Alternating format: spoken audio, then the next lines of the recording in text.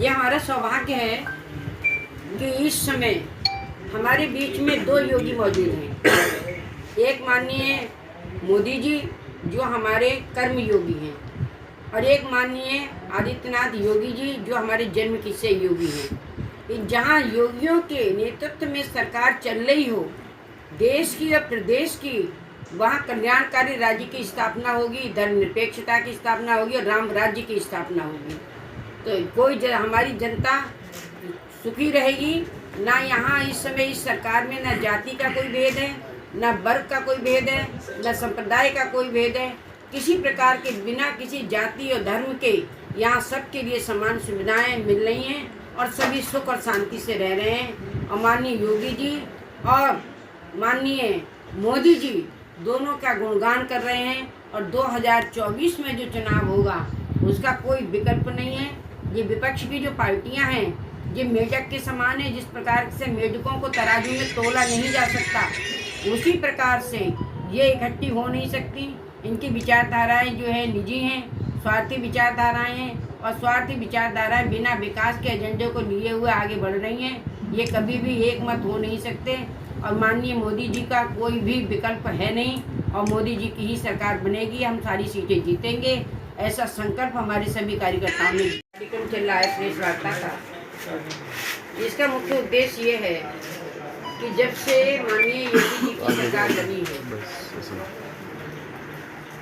तब से क्या स्थिति है देश की, और 2004 से 14 तक क्या स्थिति रही, तो उसी संबंध में आज ये प्रेस वार्ता की गई है कि वर्तमान समय में हमारा भारत कहाँ पहुँच रहा है और जो कांग्रेस के समय में भारत की क्या स्थिति थी। तो 2004 से 14 के बीच में भारत की जो विकास यात्रा थी वो सबसे पिछड़ी हुई थी। 10 साल देश ने कमजोर नेतृत्व का डंक झेला। रिमोट कंट्रोल वाली सरकार कैसी चलती थी ये बात किसी से छिपी हुई नहीं है। सरकार और एक परिवार के चक्कर में देश का बेशकीमती समय जो है बर्बाद हुआ, क्योंकि परिवारवाद ही चलता रहा देश में और विकास के नाम पर कोई भी चीज़ नहीं हुई। इन 10 सालों में भारत को जो अर्थव्यवस्था कहा जाने वाला कमर तोड़ महंगाई, विकास दर बेहद कम, देश का आत्मविश्वास ही कमजोर पड़ चुका था। 10 साल में भारत की हालत क्या हो गई थी ये बात दुनिया में किसी से छिपी हुई नहीं है, ना देशवासियों से छिपी हुई है। देश की 130 करोड़ जनता ने नरेंद्र मोदी जी के नेतृत्व पर भरोसा किया, और इस भरोसे ने 2014 से 2023 के 9 साल में जो शांति, समृद्धि और विकास की स्पीड दिखाई है वो भी किसी से छिपी हुई नहीं है। भारत वो दिन नहीं भूला है जब ये कहा जाता था कि हम दिल्ली से 1 रुपया भेजते हैं और गरीबों तक 15 पैसे पहुंचते हैं। राजीव गांधी ने स्वयं इस बात के लिए कहा था कि हम 1 रुपया भेजते हैं और 15 पैसे पहुंचते हैं। कहाँ ये स्थिति थी, और आज ये स्थिति है कि हम 1 रुपया भेजते हैं तो पूरे का पूरा 1 रुपया जनता के खाते में पहुंचता है। कोई किसी प्रकार की कोई भी कटौती नहीं होती। ये देश के दिन ये और देश ये भी दिन नहीं भूलेगा कि आज दिल्ली में 100 रुपया चलता है तो गरीब के पास पूरा 100 रुपया पहुंचता है। प्रधानमंत्री के नेतृत्व में देश में हर आपदा में देशवासियों के साथ खड़ा है, उनकी सेवा में रात दिन जुटा है। अभी जो कोरोना का समय आया था, इसमें कोई भी पार्टी सामने नहीं आई भारतीय जनता पार्टी को छोड़कर, और माननीय मोदी जी के नेतृत्व में इस प्रकार की व्यवस्था की गई कि इतनी विषम परिस्थितियों में जहाँ परिवार के लोगों ने ही परिवार का साथ छोड़ दिया था, वहाँ भारतीय जनता पार्टी कंधे से कंधा मिलाकर हर मरीज के साथ खड़ी थी। उन्हें दवाई की व्यवस्था, अस्पताल ले जाने की व्यवस्था और उनके लिए भोजन की व्यवस्था, ये सारी व्यवस्था हमारी सरकार ने की। आप देख रहे हैं कि देश में कोई भी व्यक्ति कोरोना के काल में भूखा नहीं सोया, और आज भी प्रदेश में 15 करोड़ लोगों के लिए जो है भोजन की मुफ्त व्यवस्था की जा रही है, क्योंकि उस समय के लोग अभी उभरे नहीं हैं जो कोरोना के समय में जिनका कारोबार ठप हो गया था। तो उस परिस्थिति को देखकर आज भी राशन की पूरी व्यवस्था की जा रही है जो मुफ्त दी जा रही है। अब तो तेल भी दिया जा रहा है, चीनी भी दी जा रही है, दाल भी दी जा रही है, सारी चीज़ों की व्यवस्था जो है जनता के लिए की जा रही है। तो जहाँ इतनी इस प्रकार की व्यवस्था हमारे सरकार में की जा रही हो, वहाँ भारत ने वो दिन भी देखा है जब पोलियो, टेटनेस और BCG जैसे टीकों को भारत आने में 50 साल से भी ज़्यादा समय लग जाता था, लेकिन कभी टीके आए नहीं, जनता तड़प तड़प के मर जाती थी। लेकिन आज इतने थोड़े से ही समय में 3-3 डोज लगाई जा रही हैं, वैक्सीन लगाई जा रही हैं और किसी प्रकार की कोई भी उनसे पाई नहीं ली जा रही, कोई पैसा नहीं दिया जा रहा है और सारी जनता के लिए सुरक्षित रखा जा रहा है। मैं आपको ये भी बताना चाहती हूँ कि माननीय प्रधानमंत्री ने जब इस बात का एहसास किया कि जो लोग पन्नी तान के रहते हैं, केवल छप्परों में रहते हैं, उनकी क्या दुर्दशा है, उनकी स्थिति को देखते हुए उन्होंने प्रधानमंत्री आवास योजना चलाई, जिसमें करोड़ों की तादाद में लोगों के लिए आवास दिए गए। उन्होंने महिला के सम्मान को पहचाना, महिलाओं के अस्तित्व को पहचाना और उन्होंने ये देखा कि हमारी महिलाएं दिन छिपने का इंतज़ार करती थीं कि कब दिन छिपे और तब वो जंगल में पहुँचें, शौच के लिए जाएं। लेकिन उन्होंने इस चीज़ के लिए पहचाना और महिलाओं को सम्मान रखने के लिए उन्होंने घर घर में शौचालय की व्यवस्था की। उन्होंने ये भी महसूस किया, क्योंकि प्रधानमंत्री जी हर गरीबों के दर्द को जानते हैं, उन्होंने ये भी महसूस किया कि जो महिलाएं गीली लकड़ियों से, गीले कंधों से रोटी बनाती हैं, उनकी आंखें खराब होती हैं, उनके फेफड़े खराब होते हैं और किस प्रकार से आंखों से पानी बहता है और उनका दम घुटता है, बीमारियों के शिकार बनती हैं। उसमें भी उन्होंने गैस के सिलेंडर दिए, गैस के कनेक्शन दिए, लोगों के अंधेरी झोपड़ी में उन्होंने रोशनी की, बिजली के कनेक्शन दिए, करोड़ों की तादाद में उन्होंने कनेक्शन दिए, जिससे कि आज व्यक्ति हारा थका आता है तो घर में अपने बच्चों का मुंह तो देखता है, खाना तो प्रकाश में खाता है। सड़कें आप देखिए कि चारों तरफ सड़कों का एक जाल बिछा हुआ है, हर तरफ सड़कें ही सड़कें हैं, इतने हाईवे हैं और आने जाने की पूरी सुविधा है।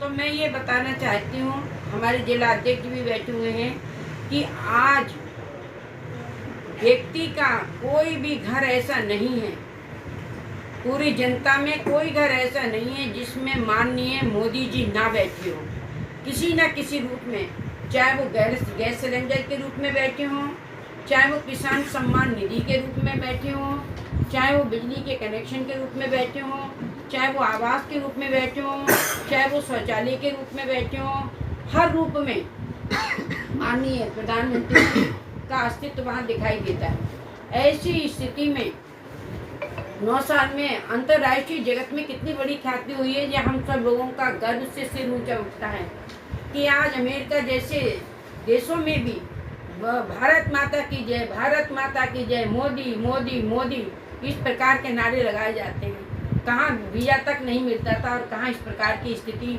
हमारे प्रधानमंत्री को इतना सम्मान दिया जाता है, इससे हम लोगों का सिर जो है वो गर्व से उठता है। और मैं तो यही कहूँगी कि जो इस प्रकार की डमाडोल स्थिति में उन्होंने भारत को संभाला 2017 से, अब स्थिति ये है कि जहाँ उन्होंने 2014 से इस तरह की स्थिति को संभाला है और आगे भी हमारे प्रधानमंत्री जी प्रधानमंत्री बनेंगे, गरीब जनता उनके साथ में है।